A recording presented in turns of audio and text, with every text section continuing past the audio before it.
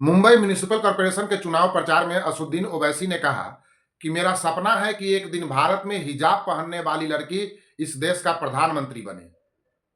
जी हां, उनका सपना देखिए कि हिजाब पहनने वाली लड़की भारत का प्रधानमंत्री बने। इसका क्या मतलब हुआ? इसका यह मतलब नहीं हुआ कि एक मुस्लिम की बेटी प्रधानमंत्री बने। इसका यह मतलब हुआ कि इस देश में शरिया कानून लागू हो, यह देश दारुल इस्लाम बने, यह देश फिर से दूसरा पाकिस्तान बने, हिंदू अल्पसंख्यक रहें, हिंदू गुलाम रहें। यह उनकी मानसिकता है, जिसको उन्होंने सधे हुए लहजे में कहा। यह कहा कि संविधान में, इस देश के संविधान में ऐसा प्रावधान है कि किसी भी धर्म के लोग प्रधानमंत्री बन सकते हैं, इसलिए वो ऐसा चाह रहे हैं। अब सोचिए, कल्पना कीजिए कि एक दिन इस देश का प्रधानमंत्री हिजाब पहनने वाली लड़की हो और वह शरिया के हिसाब से इस देश को चलाए, शरिया कानून के हिसाब से, तो कैसा रहेगा? और यह सब संभव हो सकता है। इस देश के जो हिंदू हैं वही यह कर देंगे। इसके लिए किसी मुस्लिम की जरूरत नहीं है। 500 साल का संघर्ष चल रहा था अयोध्या में राम मंदिर बनाने के लिए, और इस 500 साल के संघर्ष को किसने समाप्त किया? किसके शासनकाल में? भारतीय जनता पार्टी के शासनकाल में अयोध्या में राम मंदिर बना। लेकिन वहां जब चुनाव हुआ लोकसभा का, तो 37 सीट किसको मिला? समाजवादी पार्टी को। वही समाजवादी पार्टी जिसके नेता ने 1990 में कार सेवक पर गोलियां चलवाई, हजारों लोग मारे गए। लेकिन अयोध्या का सीट भी समाजवादी पार्टी के उम्मीदवार जीत जाते हैं। यह देखिए, अपने आप में एक आठवां आश्चर्य है। अयोध्या के लोगों को सिर्फ 35 साल पुरानी बात याद नहीं रही कि कैसे कार सेवकों को गोलियों से भून दिया गया, सरजू नदी को लाल कर दिया गया, लेकिन उन्हें ही वोट मिल गया। तो कैसे याद रखेंगे कि यह देश गुलाम क्यों हुआ, कैसे हुआ? जब यह देश गुलाम हुआ तो यहाँ के हिंदुओं पर किस किस तरह के अत्याचार किए गए, कैसे महिलाओं के साथ, कैसे बच्चों के साथ, और किस तरह से धर्म परिवर्तन करवाया गया जबरन। यह कहां से याद रहेगा 500 साल पुरानी बात? जब 35 साल पुरानी बात 1990 का याद नहीं रहा कि जिस समाजवादी पार्टी के मुख्यमंत्री ने कार सेवकों पर गोलियां चलवाई, उसी के उम्मीदवार को अयोध्या के लोग ही चुनाव में वोट देते हैं, तब तो फिर कुछ भी हो सकता है, कुछ भी संभव है। कोई मुस्लिम मुख्यमंत्री ने गोलियां नहीं चलवाई कार सेवकों पर। और तो और, मुलायम सिंह यादव ने यह भी कहा कि अगर दोबारा भी मौका मिला तो वह दोबारा भी यही करेंगे। है ना कमाल की बात? तो जब तक आप जात पात में बटे रहेंगे, जब तक आप अपने जात के आधार पर वोट करेंगे, अपने धर्म को सामने रखकर जब वोट नहीं करना सीखेंगे, तब तक यह संभव है। और कोई भी नेता ऐसा सोच सकता है जैसा ओवैसी ने सोचा। ओवैसी की इसमें कोई गलती नहीं है। ओवैसी जानता है कि इस देश के हिंदू सोए हुए हैं, और अब तो ये जो सेकुलर हिंदू हैं, जो सूडो सेकुलर हिंदू हैं, उनका तो कहना ही क्या है। उनके लिए तो यह एक फैशन है।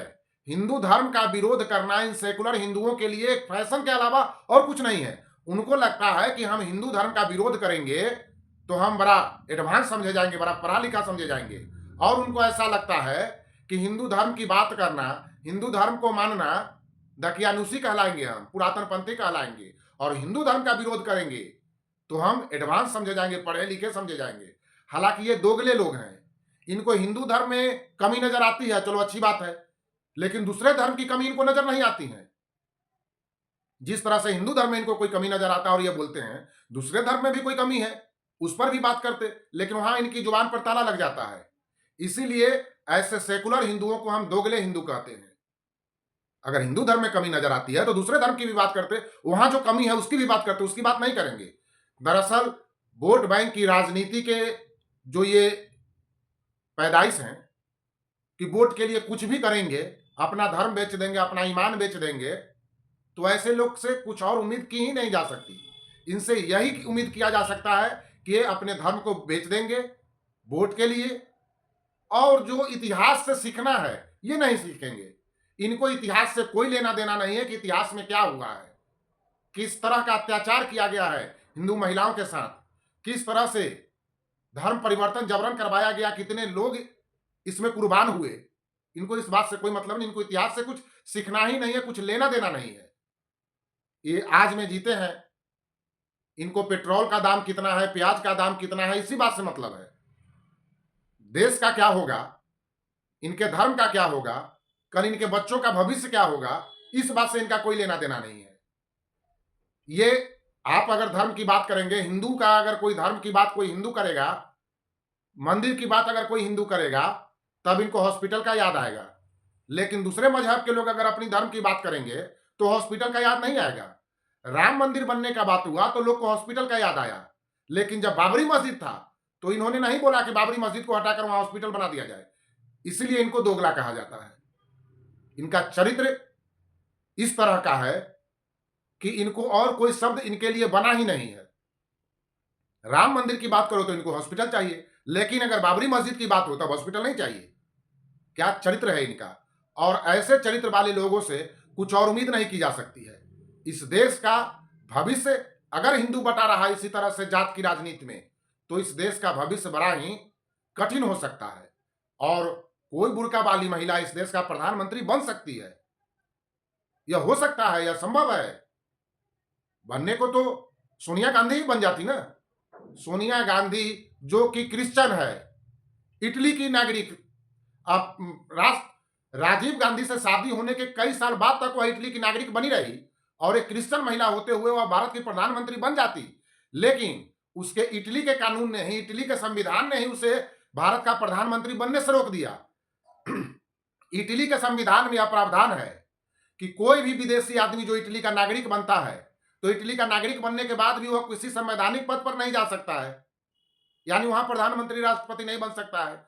और भारत का कानून यह कहता है कि भारत का नागरिक दूसरे देश में जाकर अगर दूसरे देश का नागरिक बनता है, तो उसके देश में उसके साथ जो होगा वही उस देश के नागरिक का भारत में होगा। यानी कि अगर भारत का नागरिक इटली का नागरिक बन जाता है और उसे इटली का प्रधानमंत्री नहीं बनाया जा सकता है, तो इटली का नागरिक भी अगर भारत का नागरिक बन जाए तो उसे भारत का प्रधानमंत्री नहीं बनाया जा सकता है।